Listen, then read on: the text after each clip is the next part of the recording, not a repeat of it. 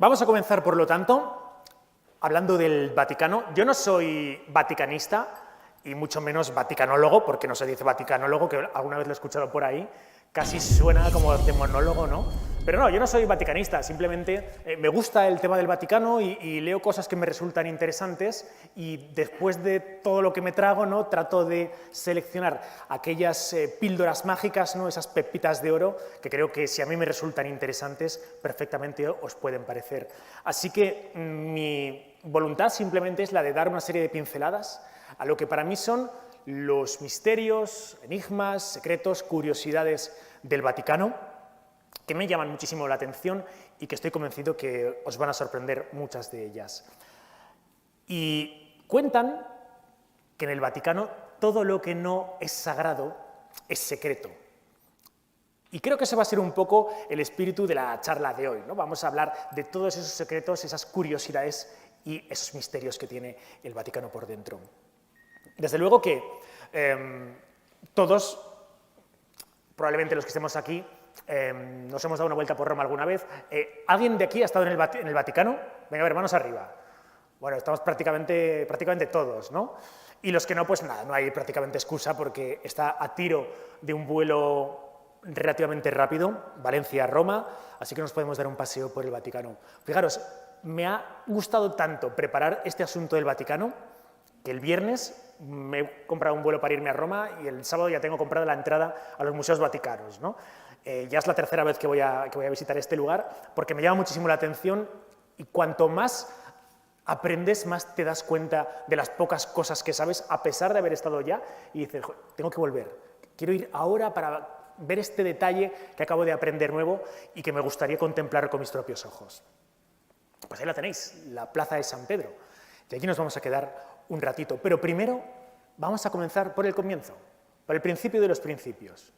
Y nos tendríamos que desplazar a este punto. Entre Israel, Palestina, esto está en Palestina directamente, es Cafarnaúm, el lugar donde vivió Pedro, el apóstol de Jesús, sobre el cual Jesucristo al final creó el cénit de su iglesia, ¿no? Eres Pedro y que viene de piedra y sobre esta piedra edificaré mi iglesia. Bueno, pues este sería el primer Vaticano, Cafarnaúm. Hoy en día, cuando viajamos a Cafarnaúm, encontramos una serie de ruinas de un antiguo templo en el que cuentan que Jesús practicó un exorcismo y también hay una pequeña capilla bajo la cual hay unas ruinas que serían la casa de Pedro. A saber cómo han identificado que esa sería la casa de Pedro, no nos vamos a meter ahí. Pero lo que sí que sabemos es que Pedro nació, bueno, más que nació, Pedro vivió aquí, en Cafarnaúm. Después de todas las peripecias y la evangelización de San Pedro, este terminaría sus días en Roma, siendo capturado por parte de los romanos y siendo crucificado. Y Pedro lo que consideró es que él no era digno de morir igual que Jesús, crucificado con el rostro hacia el cielo, sino que tenía que morir por ser indigno de ello, boca abajo, ¿no? Y aquí tenemos esa típica imagen de San Pedro siendo crucificado boca abajo, que siempre llama mucho la atención imaginarlo así, ¿no? No solo en esta pintura, lo hemos visto en Quo Vadis, muy bien representado. Y hasta aquí la historia de Pedro. Pero claro, nos tendríamos que preguntar, ¿han existido papas casados? Uno de los grandes problemas que yo creo que muchas personas comparten es el tema del celibato, ¿no? Es decir, los sacerdotes católicos no se casan porque efectivamente pues Jesús no se casó y los apóstoles eran solteros. Sin embargo, vemos cómo Pedro estaba casado, porque en el Evangelio se nos dice que Pedro tenía suegra. Luego, si tenía suegra, tenía que tener esposa. Entonces, vemos que efectivamente el propio San Pedro sí que se encontraba casado, y no fue el único papa. Fijaros, el papa Hormisdas también estuvo casado, que fue padre de otro papa, San Silverio. Félix III y su nieto Gregorio I también estuvieron casados. Luego vemos que todo el asunto del celibato no ha sido siempre como lo conocemos hoy en la Iglesia, ¿no? Fijaros, por ejemplo, Adriano II, otro papa, él estaba casado, tenía 2 hijas, y bueno, secuestraron a su esposa, a sus hijas, y asesinaron absolutamente a toda su familia, ¿no? Luego vemos que el tema del celibato en la Iglesia es algo relativamente moderno y que no siempre ha sido así. Como iremos viendo a lo largo de la presente charla, ha habido papas absolutamente depravados a más no poder, ¿no? Y desde luego que eso de que cualquier tiempo pasado siempre fue mejor, en el Vaticano, para nada. Estamos ahora mismo, sin lugar a dudas, en la mejor época de la historia del Vaticano, al menos en los últimos años. Porque luego nos vamos a acercar a lo que ocurrió en ese periodo entre el 2010 y el 2013-2014, el caso Batilix, por qué renunció Ratzinger, Benedicto XVI, al papado, y veréis cómo desde ese momento a la actualidad nunca ha estado mejor la Iglesia Católica. Y vamos a ir avanzando poco a poco, contando un carrusel de curiosidades, de anécdotas que han ido tachonando la historia de la Iglesia durante los siglos. Y vamos a comenzar por la que a mí, pues probablemente es la que más me llama la atención de todas de todo lo que os voy a contar, ¿no? O sea, con que estéis atentos ahora ya el resto va a ser, como se suele decir, un poco de paja, ¿no? Bueno, esta es la historia del Papa Formoso. El Papa Formoso, no sé si os suena, el asunto del sínodo del cadáver. ¿Y si se juzgase a un papa una vez ya muerto? Literalmente. Y no me refiero a le vamos a juzgar por sus malas acciones, por sus pecados, simbólicamente. No, no. Al Papa Formoso, en el año 897, una vez que está muerto, que ha fallecido un tiempo después, se le desentierra por orden de Esteban IV. El Papa Esteban IV, que había sido enemigo de Formoso, dice: este se ha ido de rositas después de la cantidad de tropelías y de las maldades que había cometido durante su pontificado. Así que le exhuman y le someten a un juicio, de manera que le visten con las tiaras papales, con todos los ropajes, con todas las joyas del Papa, y le someten a un juicio. Claro, diréis, bueno, ¿y cómo se defendía? ¿Quién contestaba? Fácil, ¿no? Pusieron a su lado a un seglar, un monaguillo de 18 años, que iba respondiendo a las preguntas de la fiscalía, ¿no?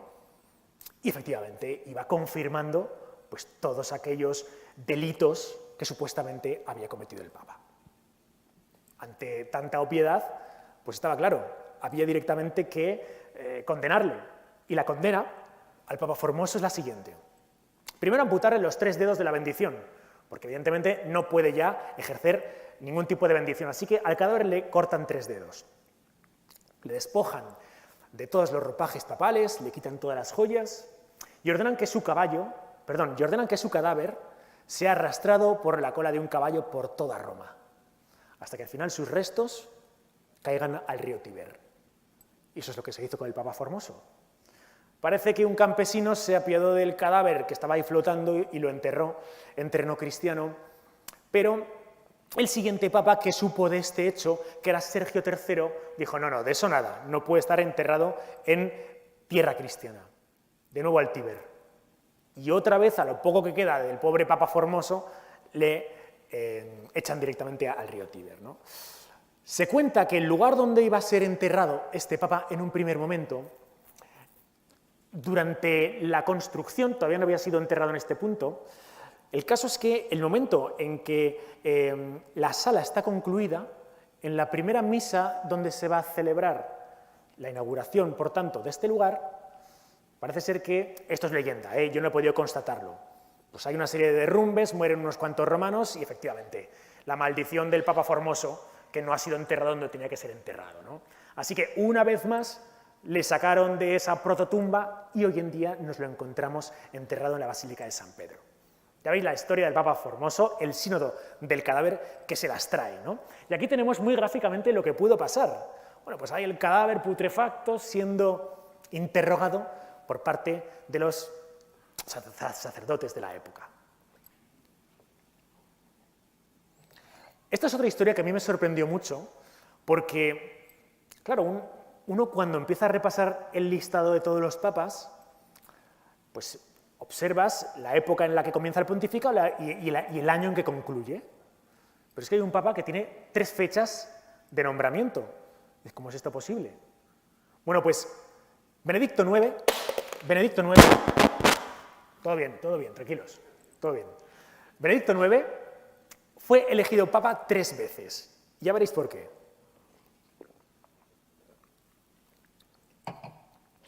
En el año 1032, a un niño de 11 años se le preparan unos ropajes papales.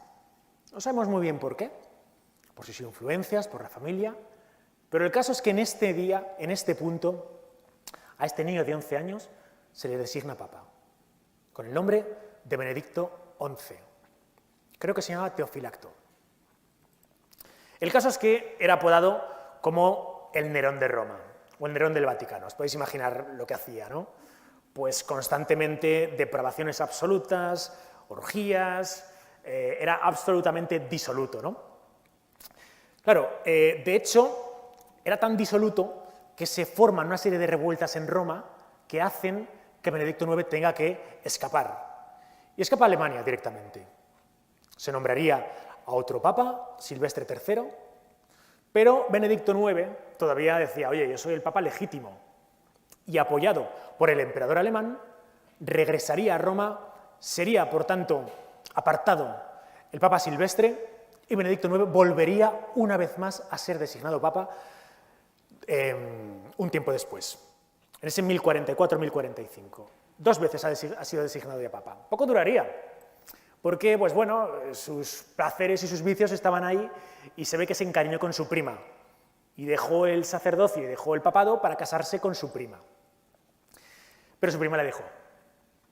Y él quería volver entonces a ser papa. Si no puedo estar con mi prima, quiero ser papa. Así que, una vez más, con ayuda del emperador, en el 1047 recupera el trono de Roma. Al regresar de nuevo al trono de Roma, pues su vida palaciega, volvieron las orgías, volvió la vida demasiado erótica para un papa y no quedó otra sino ser obligado a renunciar por parte del emperador alemán, ¿no? Y parece ser que al final se arrepintió y que los últimos días de este papa niño, de Benedicto VIII, fueron como monje en un monasterio apartado y arrepintiéndose de toda la vida que había tenido, ¿no? ¿Hay redención entonces? ¿Haya o no redención? El caso es que tenemos un papa que renunció a ser papa y otro Benedicto XVI que también renunciaría a ser papa fue a la tumba de Benedicto IX a rezar ante su cadáver. Ahí lo tenéis. Curioso, ¿eh? Esto del papa que fue elegido 3 veces papa. También tenemos historias del papa que nunca existió y tampoco he conseguido saber por qué. Existió Juan XIX en 1024, fue designado papa. Existió Juan XXI en 1276, pero ¿y Juan XX? Entendería que a lo mejor Juan XIII no fuese elegido por el tema del número, ¿no?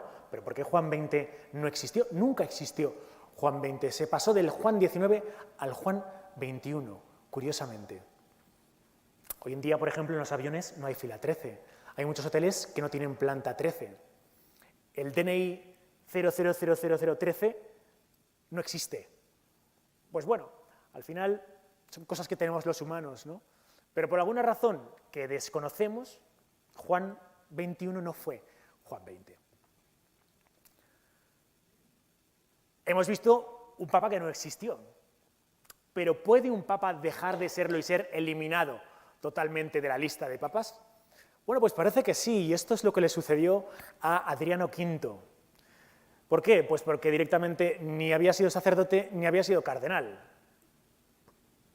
Yo entiendo que Benedicto IX, a los 11 años que fue designado papa, tampoco, ¿no? El caso es que Pablo VI pues dijo, oye, este papa no ha sido sacerdote, no ha sido cardenal, no puede ser papa, ¿no? Y le eliminó directamente de la lista de los papas. Así que, Adriano V, fuera.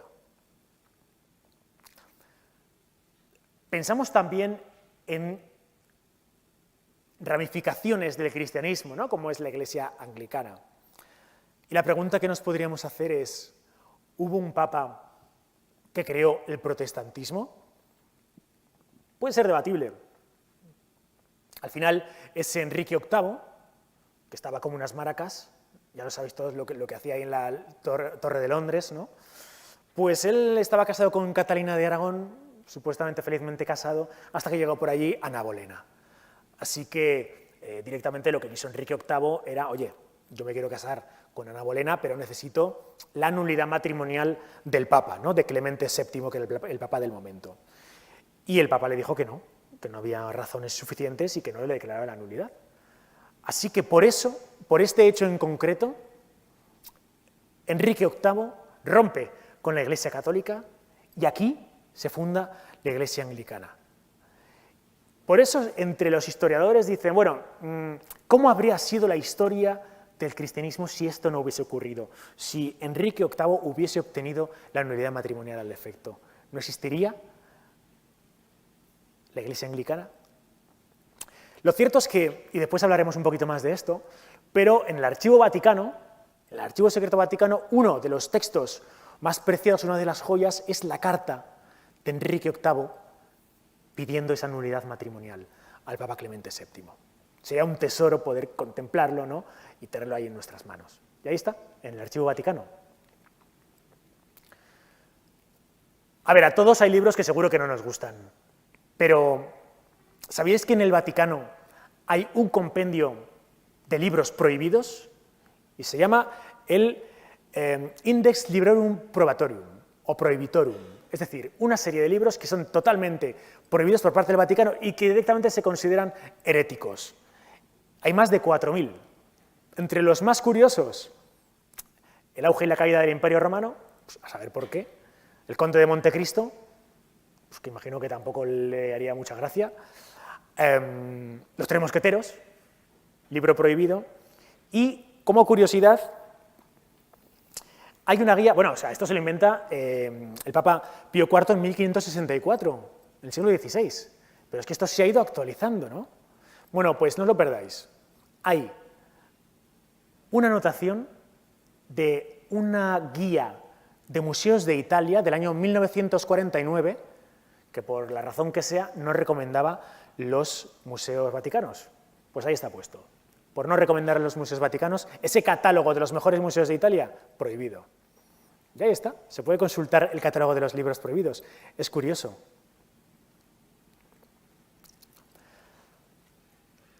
Eso sí, cuando hoy en día entramos en la Basílica de San Pedro y nos fijamos en el centro de la columnata de Bernini, hay una aguja que quiere rascar el cielo, cuya historia me parece fascinante, que es el obelisco de la Plaza de San Pedro.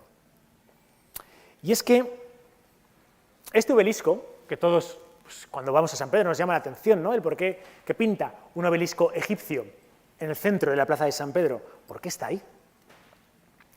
La historia es la siguiente. Este obelisco se encontraba en Heliópolis, en el antiguo Egipto. César Augusto, cuando impone su puño de hierro sobre el país de los faraones, se lo lleva de Heliópolis, lo desplaza hasta Alejandría, estaría allí un tiempo, haría una serie de inscripciones, ¿no? Homenajeándose a sí mismo y a Julio César. Calígula, el terrible Calígula, se lo llevaría a Roma. Decían que los barcos que fueron necesarios para solo llevar este obelisco eran absolutamente increíbles, ¿no? De hecho, el faro que hoy en día, o los restos del faro de Roma que hoy en día encontramos en el aeropuerto de ¿cómo se llama? Fiumicino, el que está en la costa, desde ahí podemos ver las ruinas o lo que quedó de ese barco que después fue utilizado para hacer un faro, el que portaba este obelisco. Bueno, pues finalmente el obelisco egipcio sería llevado a Roma, en concreto al circo. Ahí estaría, unos cuantos años, hasta que en el año 64, cuando se produce ese terrible incendio que Nerón culpó a los cristianos, ¿no? Hay mucha polémica, ¿no? Porque Nerón ha quedado como el malo, ¿no? Como el que él quemó Roma y que al final pues, echó la culpa a los cristianos. Pero hay dudas, ¿eh? La verdad es que las últimas investigaciones dicen que no hay tantas pruebas que puedan determinar que Nerón fue el que quemó Roma. Pero bueno, gran parte del pueblo romano se refugió en los aledaños, en los alrededores del circo. Y ahí estaba situado este obelisco. cada vez más y más abandonado. Y pasaron los siglos y ahí estaba el obelisco, en absoluto abandono.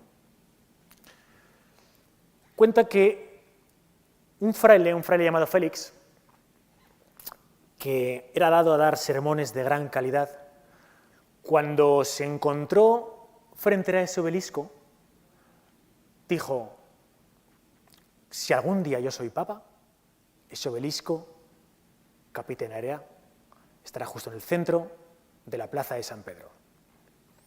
Bueno, pues ese fraile, ese tal Félix, acabó siendo Sixto V, papa, y quiso cumplir su promesa.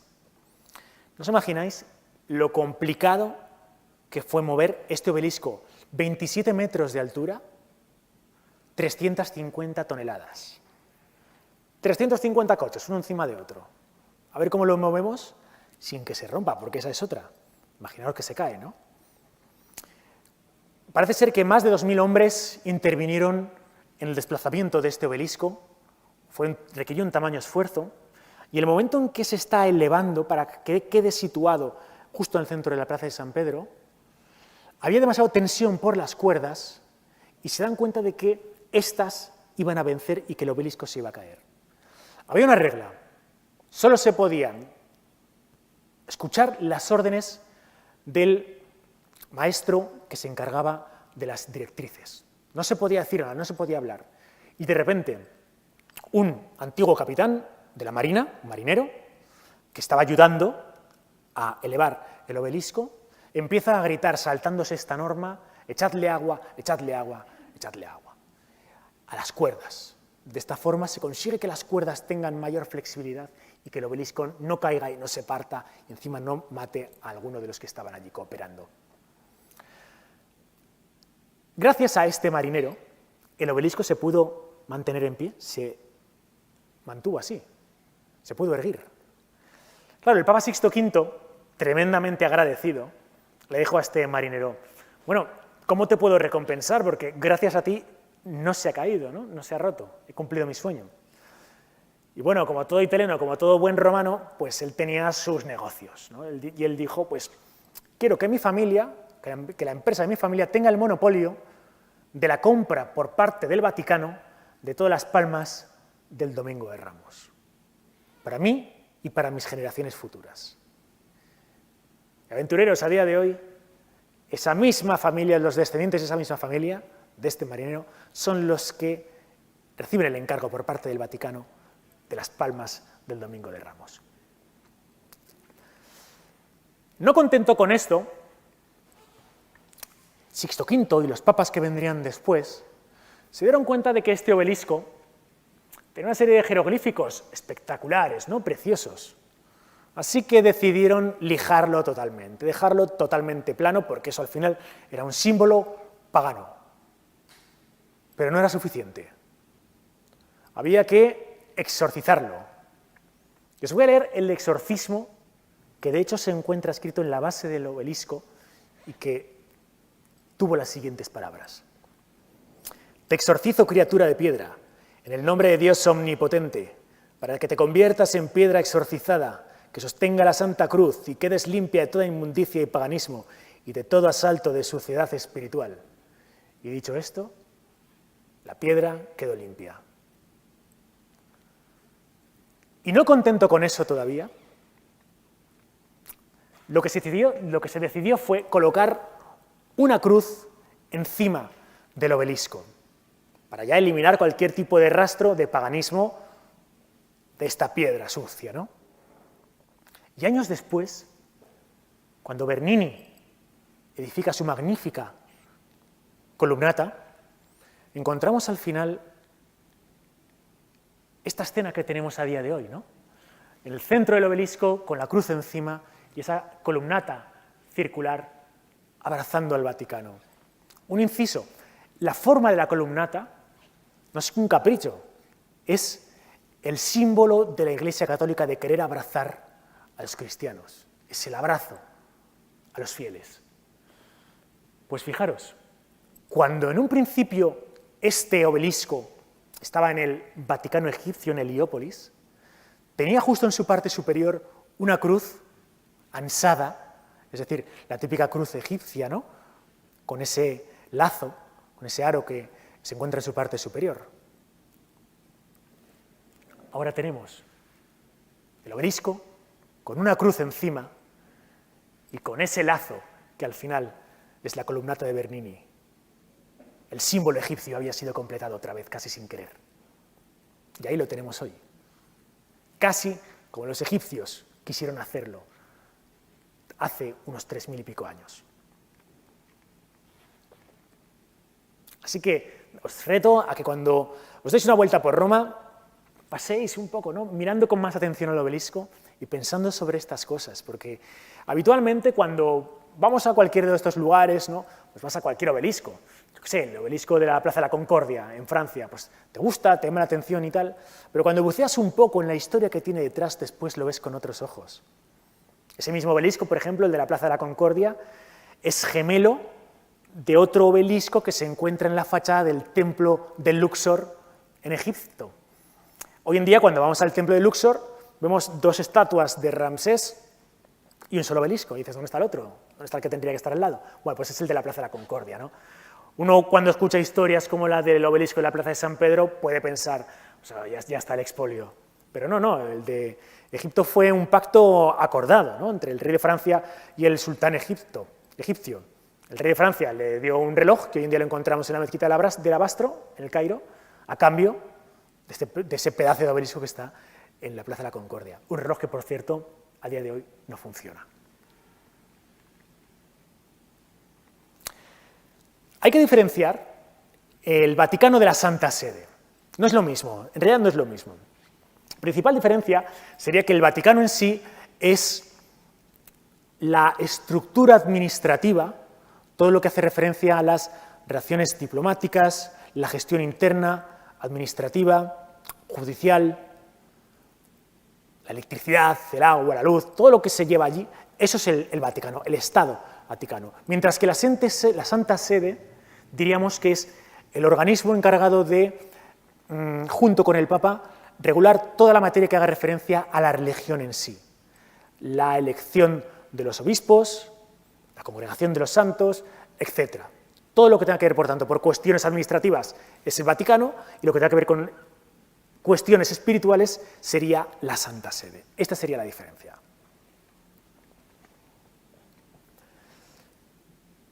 Y bueno, seguro que a todos se os ponen ojos de sospecha cuando simplemente decimos la palabra Archivo Secreto Vaticano, ¿no? ¿Se os ocurre algo que podrían tener y que no tenemos ni idea de que pueda estar ahí? ¿Algo que os llamaría la atención?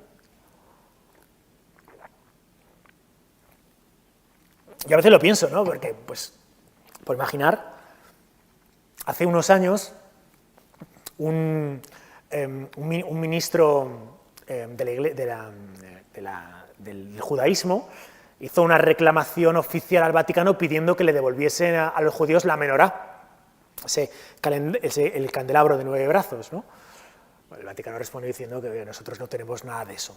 Pero bueno, a saber qué tipo de reliquias, de objetos sagrados, de documentos habrá ahí dentro, ¿no? En el Archivo Secreto Vaticano. Claro, el Papa Francisco, sabiendo que el tema del archivo secreto pues, genera esa suspicacia, genera ese morbillo, ¿no? Le cambió el nombre. Ahora ya no se llama Archivo Secreto Vaticano, se llama Archivo Apostólico Vaticano. Ya está. Para quitarle ese aura de misterio. Pero fijaros, si pusiéramos en fila todas las librerías, todas las estanterías de ese Archivo Secreto Vaticano, del Archivo Vaticano, hay que diferenciar la Biblioteca Vaticana, que es el Archivo Vaticano, del Archivo Secreto Vaticano, estaríamos hablando de 25 kilómetros en línea recta. Fijaros qué barbaridad, con más de 1 millón de mapas, volúmenes, escritos, pergaminos. De hecho, para imaginarnos cómo sería la forma del Archivo Vaticano, si os recordáis la película, si la habéis visto, de Ángeles y Demonios, esa escena, ¿no?, en la que Tom Hanks entra ahí y tiene un accidente y tal. Bueno, pues sería algo parecido a eso, ¿no? Está todo regulado, el aire, el oxígeno, para que la preservación sea perfecta. De hecho, el Papa Pío XII, que había sido bibliotecario del Archivo del Vaticano, previamente a ser Papa, envió a una serie de especialistas del Vaticano, especialistas en biblioteconomía, al Congreso, a la Biblioteca del Congreso de Washington, para tratar de estudiar las mismas técnicas que serían implantadas en el Archivo Vaticano, ¿no?, que es como hoy en día nos lo encontraríamos. Y a 25 metros de profundidad estaría eso, el Archivo Secreto Vaticano, donde no tiene acceso prácticamente nadie, salvo el Papa, los cardenales y determinadas personas de la Iglesia debidamente autorizadas. Nosotros sí que podemos entrar en el Archivo Vaticano, no es demasiado complicado. Hace poco yo hablaba con Vicente Bo, que es un vaticanista, bueno, yo creo que es el número 1 que hay a nivel nacional, y él me decía que, vamos, que perfectamente cualquiera de nosotros puede hacer una instancia y consultar el Archivo Vaticano, no el Archivo Secreto, desde luego. ¿Alguna vez alguien ha entrado y ha publicado sobre lo que hay dentro del Archivo Secreto Vaticano? La respuesta es que sí. A mediados del siglo XX se le da permiso a John Cornwell para que entre en el Archivo Secreto Vaticano en aras de obtener una serie de documentos para promover y amplificar las obras benéficas y de buen papado de Pío XII. Y ahí le dejaron unas semanas. Bueno, pues John Cornwell, de repente, una vez que abandona el Archivo Secreto y se pone a escribir, publica este libro, El Papa de Hitler, que habla un poco de la ambigüedad que tuvo Pío XII durante la Segunda Guerra Mundial y donde no le deja demasiado bien, ¿no? Desde ese momento, pues lo que hace la Iglesia siempre, nos ha salido mala jugada, ya nadie entra en el Archivo Secreto Vaticano. Y desde ese momento a la actualidad, nadie ha entrado. Ocurrió lo mismo con la Sábana Santa. Ya sabéis que yo soy percursor y defensor de que es auténtica, pero en el momento en que se hace la prueba del carbono 14, que la prueba científica determina que es un fraude de la Edad Media, pues adiós pruebas científicas a la Sábana Santa, ¿no? A pesar de que hoy, seguramente, si se le hiciese una prueba, se determinaría una precisión mucho más valiosa que se le dio en los años 80 con la cantidad de irregularidades que fue objeto esta prueba.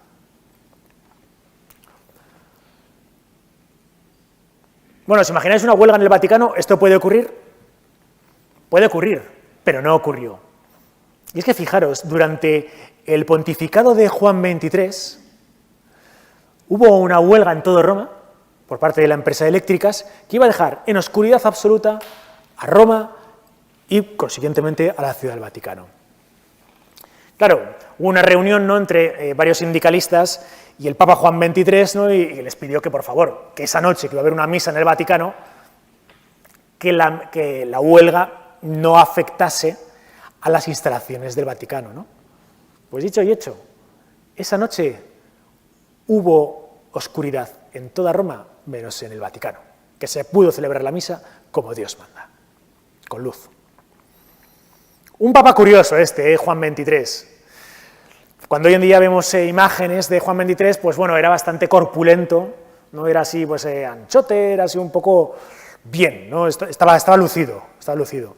De hecho, fijaros, cuando se produce la designación de un pontífice, hay 3 ropajes preparados, una talla S, una talla L y una talla XL, ¿no? Una pequeña, una mediana, una grande, por si acaso.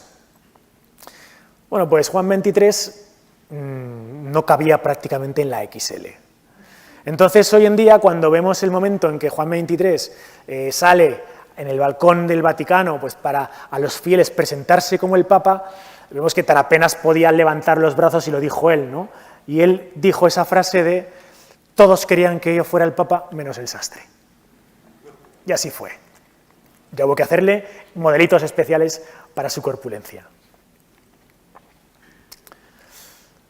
El Vaticano, estado de 44 hectáreas. Si fuera un cuadrado sería 700 metros por 700 metros. O sea, rápidamente nos lo podíamos hacer, ¿no? El caso es que Es el estado del mundo con menos natalidad, con la tasa de natalidad más baja. ¿Sabéis cuántas personas han nacido en la historia del Vaticano, en el Vaticano? ¿Cuántos tienen nacionalidad de origen? 0. Ni una persona. Durante el pontificado de Pablo VI hubo una mujer que rompió aguas estando allí, ¿no? Y no se podía hacer otra cosa, pero bueno, allí que rápidamente llegó la ambulancia, se la llevó y nació el bebé en Roma, pero fuera del Vaticano. Eso sí, el bautismo fue realizado por el Papa en plena Basílica de San Pedro. Por lo menos ahí tuvo ese lujo que yo creo que pocos tendrán, ser bautizados por un Papa y en la Basílica de San Pedro. Desde luego que este fue uno de los hechos que más trastocó a la Iglesia Católica, el atentado, o el segundo atentado contra Juan Pablo II, el 13 de mayo de 1981. Juan Pablo II, ¿no? Yo creo que para casi todos nosotros, pues casi el Papa de nuestras vidas, ¿no? El que más tiempo hemos visto como el Papa de todos, el Papa viajero, que visitó más de 120 países. Bueno, pues estamos justo el día de Fátima, el día de la Virgen de Fátima, ese 13 de mayo. El Papa, con el papamóvil, está dando la vuelta a la Basílica de San Pedro, toma por los brazos a una niña, la coge para hacerse una foto con ella, de las manos de sus padres, Sara Bartoli, y en ese momento, cuando el Papa está devolviendo a sus padres a la niña, desde la tercera fila, el turco Ali Agca dispara 2 veces con su arma contra Juan Pablo II. Ahí lo tenéis, ese arma que se eleva antes de disparar a Juan Pablo II.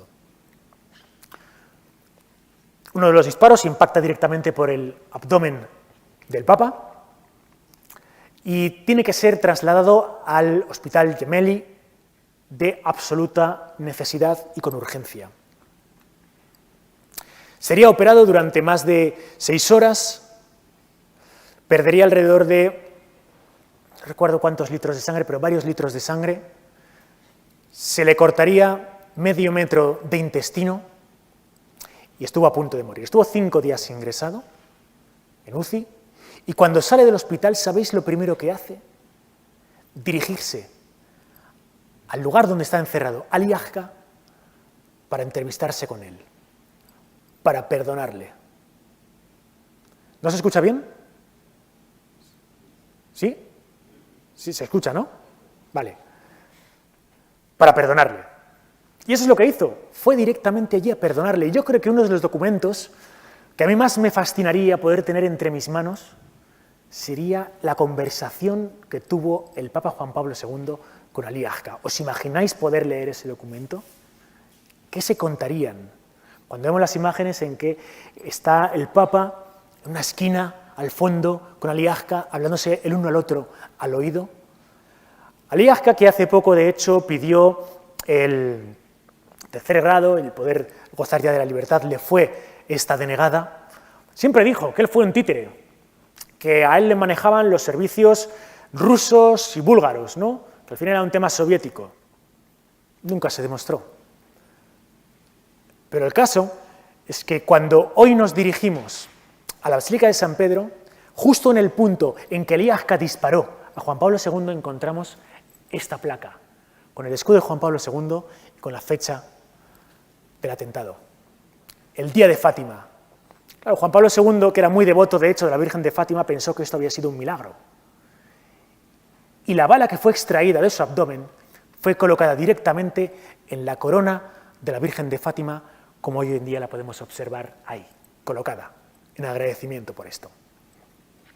Ha habido siempre mucha polémica de si en el interior de Juan Pablo II hubo un slalom porque pasó la bala a tan apenas centímetros de la vena de la arteria aorta, o sea que podía haber muerto perfectamente, y él siempre atribuyó este milagro a la Virgen de Fátima.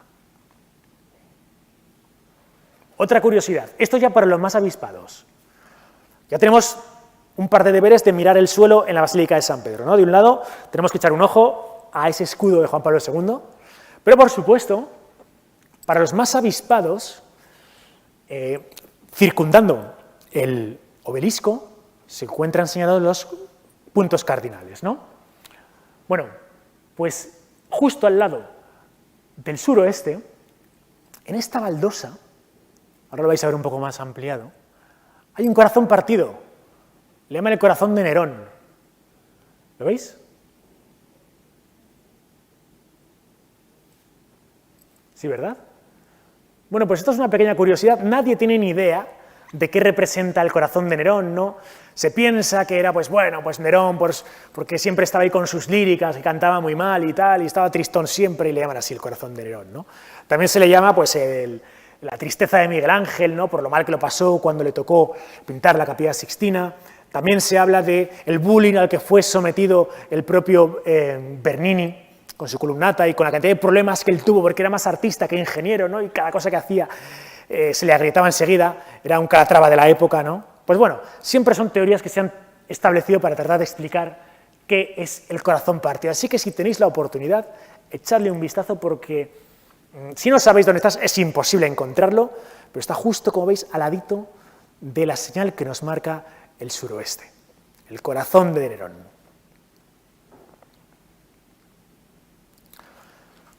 Bueno, ¿qué pasa cuando fallece un papa? Afortunadamente, Juan Pablo II sobrevivió al intento de asesinato.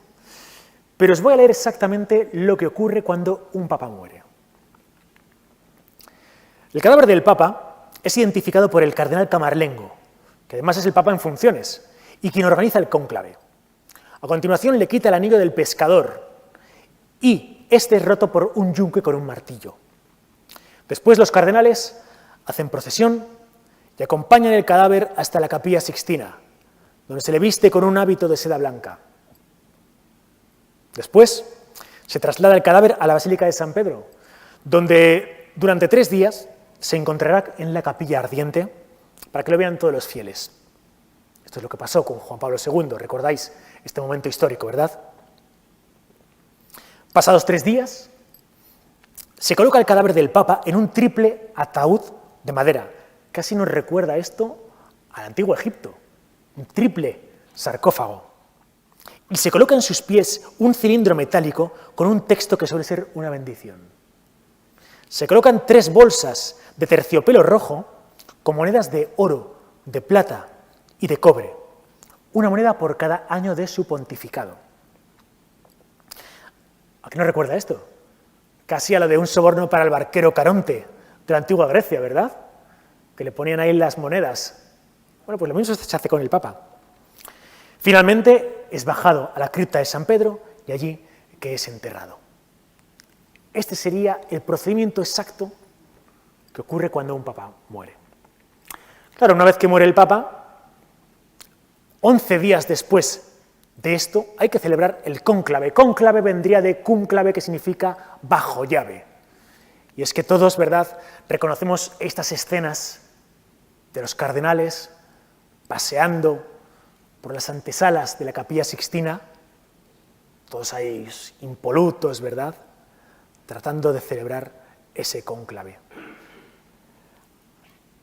Sería muy interesante el poder estar en esas conversaciones previas que se mantienen en los restaurantes de Roma, ¿cómo le llaman? El previo cónclave, ¿no?, el precónclave, donde al final los cardenales ahí ya deciden quién va a ser el Papa, ¿no? Sería muy interesante el poder colarse en una de esas cenas, ¿no?, y ver cómo debaten entre ellos, a este sí, a este no, ¿no? Y eso sería lo realmente interesante, porque una vez que las puertas de la Capilla Sixtina se cierran, todos nosotros, los periodistas, los vaticanistas, nos enteramos de una forma muy sencilla, ¿no?, con esa fumata blanca o esa fumata negra, si hay o si no hay elección del nuevo pontífice.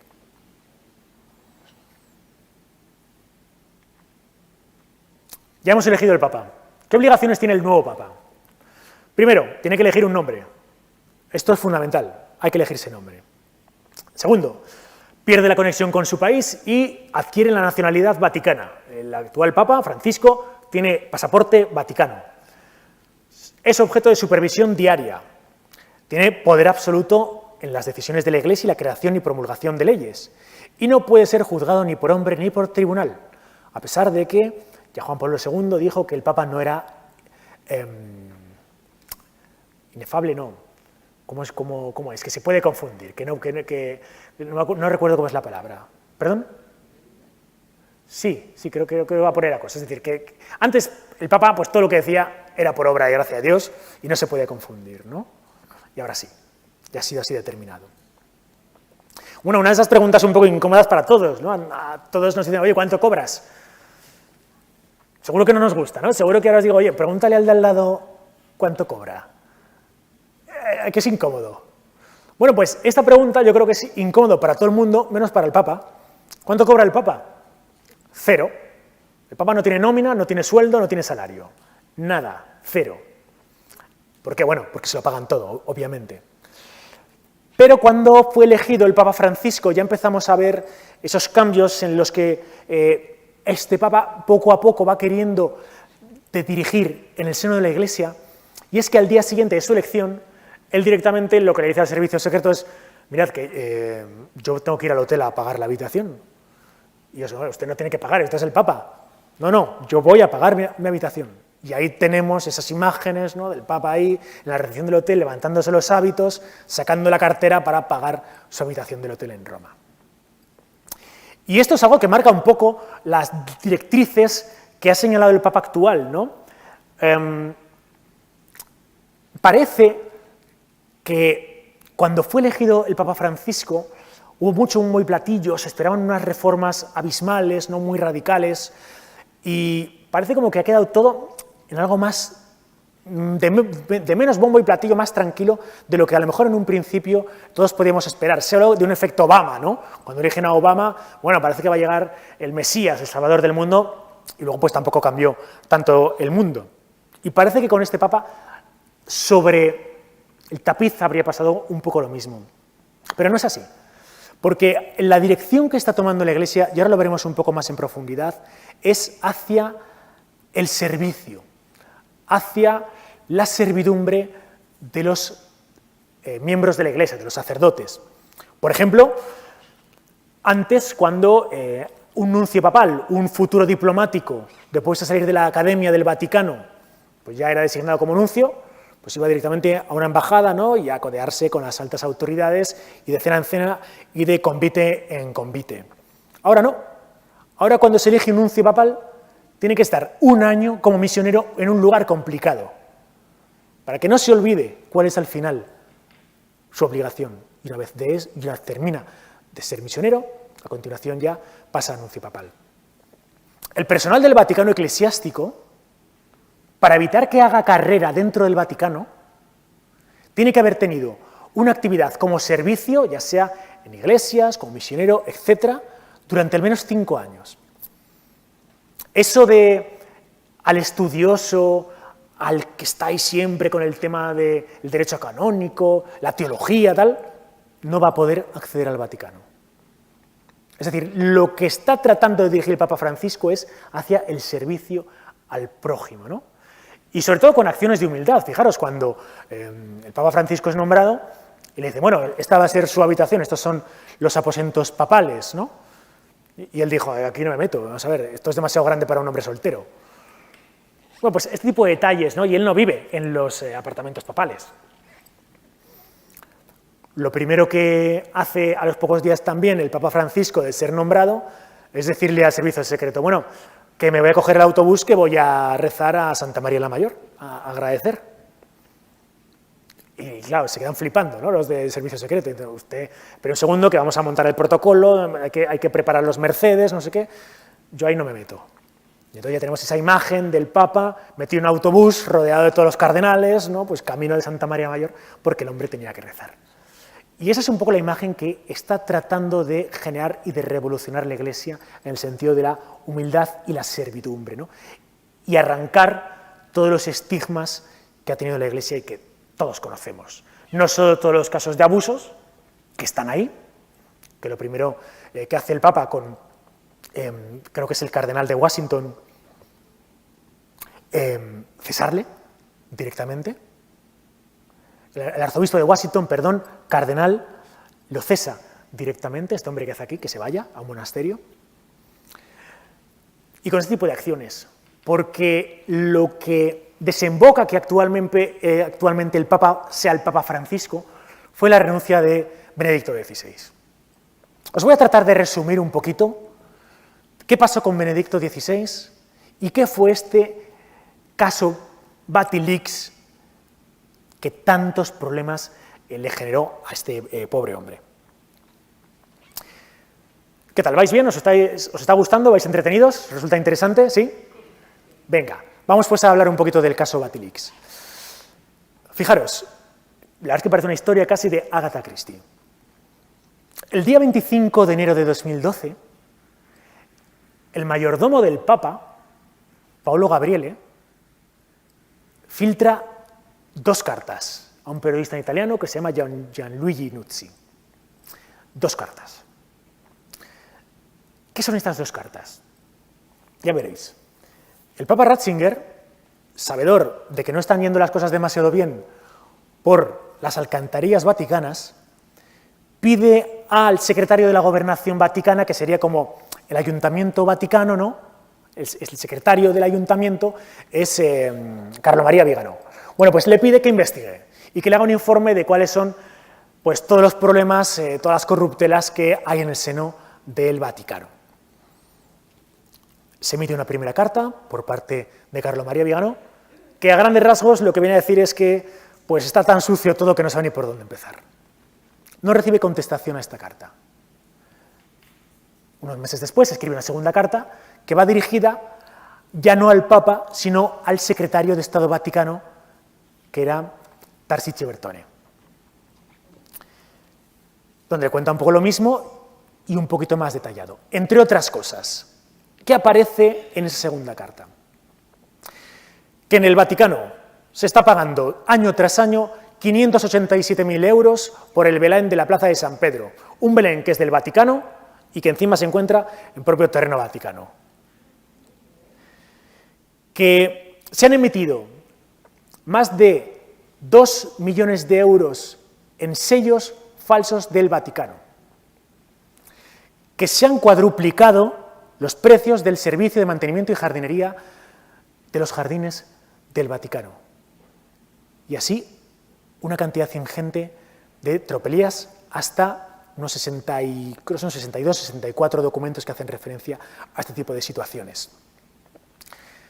Claro, ¿qué hace el secretario de Estado del Vaticano, Tarcisio Bertone, con el redactor de la carta, Carlo María Vigano? Bueno, pues como lo has hecho también, te vamos a nombrar embajador del Vaticano en Washington. Así que venga, tira para allá. ¿Por qué? Porque probablemente Tarcisio Bertone, que ha sido muy criticado, se le consideraba como el gran cuervo con toda esta historia de los cuervos del Vaticano, ¿no? Del caso Batilix, es el que más, o de los que más está metido. Y que, de hecho, una de las cosas que dice Ratzinger y que, según el vaticanista Eric Frattini comentaba, es que Ratzinger decía: soy demasiado anciano para cesar a un jefe de Estado. Y eso fue como uno de los indicios que podían determinar que algo raro estaba pasando en cuanto a la voluntad de continuar con el papado que podía tener Ratzinger. Cuando al final Ratzinger renuncia, un papa no dimite, un papa renuncia, toda su corte tienen que dimitir con él, eso es obligatorio. Y Tarcisio Bertone, por tanto, ve cómo su cabeza es cortada. Unido a todo esto está el problema del Banco Vaticano, el IOR, el Instituto para las Obras de Religión. Hoy en día, cuando visitamos la Plaza de San Pedro, si nos pusiéramos de cara a la Plaza de San Pedro, a mano izquierda hay un bastión medieval, que es el Torreón de Nicolás V, pues ese es el Banco Vaticano. Ahí está el Banco Vaticano, que también seguro que a todos nos suena regular, al menos hasta años recientes. Año 2010. En el año 2010, una mujer que todos conocéis, Hillary Clinton, le dice al Papa Benedicto XVI que en el Banco Vaticano se están haciendo las cosas muy mal y que o sanea ya el Banco Vaticano o lo van a meter en la lista negra de bancos corruptos y que financian acciones delictivas. Claro, el Papa lo que hace es contrata a un amigo suyo, que es el hombre del ya fallecido Botín, el nombre del Santander, en Italia, para que revise a ver qué es lo que está pasando en el Banco Vaticano. Este hombre se llama Ettore Gotti Tedeschi. Ettore Gotti Tedeschi, cuando analiza todo lo que está sucediendo, emite un informe en el que se determina por qué el Banco Vaticano cumple solo 6 de las 46 obligaciones que tiene que tener un banco para ser considerado un banco lícito con la aprobación y autorización y acreditación al efecto del Consejo Europeo. Y fijaros lo que ocurre, cómo funciona y de dónde venía la corrupción dentro del Banco Vaticano. Que, por cierto, en enero, el 21 de enero de 2021, el antiguo director del Vaticano, Angelo Caloia, es condenado por el Tribunal Vaticano a 8 años de prisión por blanqueo de capital en el Banco Vaticano, por haber blanqueado más de 50 millones de euros. Os voy a contar cómo funcionaba. Nosotros no podemos tener una cuenta en el Vaticano, en el Banco Vaticano, hay que ser sacerdote.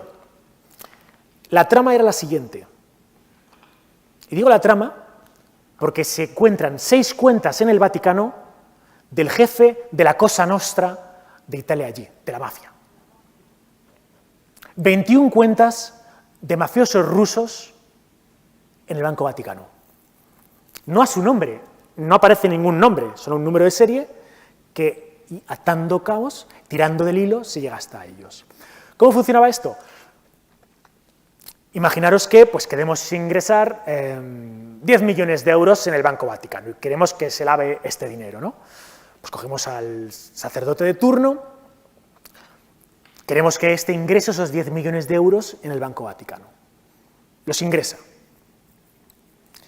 Automáticamente, de comisión, el Banco Vaticano se queda al 50%.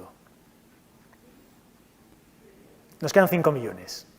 Esos 5 millones son derivados a distintas fundaciones que regresan de nuevo al Banco Vaticano y ya se le devuelven al sacerdote y al mafioso correspondiente, lavado perfectamente. Y de verdad que parece ciencia ficción. O sea, yo no me lo quería creer hasta que vi la sentencia dictada donde se condenan al antiguo director del Banco Vaticano de Lior. Hoy en día todo esto ha cambiado, por las reformas que ha metido el Papa Francisco ha cambiado radicalmente. Pero bueno, para que os hagáis una idea, pues los ingresos que recibe el Banco Vaticano, los ingresos que recibe el Vaticano, la financiación vaticana es por el óbolo de Pedro, es decir, lo que nosotros donamos cuando vamos a misa, pues que echamos la monedita, ¿no? Un porcentaje es para el Vaticano, los museos vaticanos, esos 17 euros que cuesta la entrada, pues son para el Vaticano, y las operaciones que realiza el IOR, el Banco Vaticano. Ya veis la liada que había aquí metida todo este periodo de tiempo, ¿no? Fijaros, entre 2002 y 2007, 50 millones de euros lavados en el Vaticano, una auténtica barbaridad. Pero bueno, hasta aquí el tema del caso Batilix, solo quería dejaros una serie de pinceladas para tratar de que quedase un poquito claro qué es lo que había pasado por allí. Es un poco más extenso, pero ya me estoy extendiendo más tiempo del que debería. Pero bueno, para ir ya casi concluyendo, vamos a hacer un paseo muy rápido por algunas curiosidades que encontramos en el arte del Vaticano, ¿no? Por ejemplo, cuando entramos en la Basílica de San Pedro, a mano izquierda contamos con la Piedad de Miguel Ángel, ¿verdad? Qué maravilla, ¿no? Se cuenta que no tenía más de 20 y pocos años cuando hace la Piedad. Parece ser que Miguel Ángel, cuando está un día observando su gran obra, escucha una conversación de una serie de romanos que estaban a su lado, que no lo identifican obviamente, y que, bueno, pues que atribuyen a otro artista de la época la Piedad, ¿no?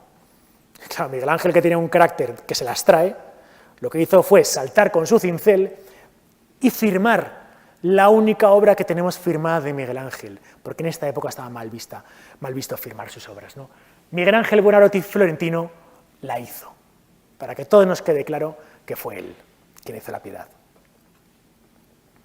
Bueno, hubo otro pirado, ¿no?, que en 1972 también le dio por dejar su huella, y ahí que arremetió con un martillo directamente contra la Piedad, y bueno, en fin, hoy en día la vemos con ese esa vitrina que la protege de cualquier loco como el que ya tuvimos.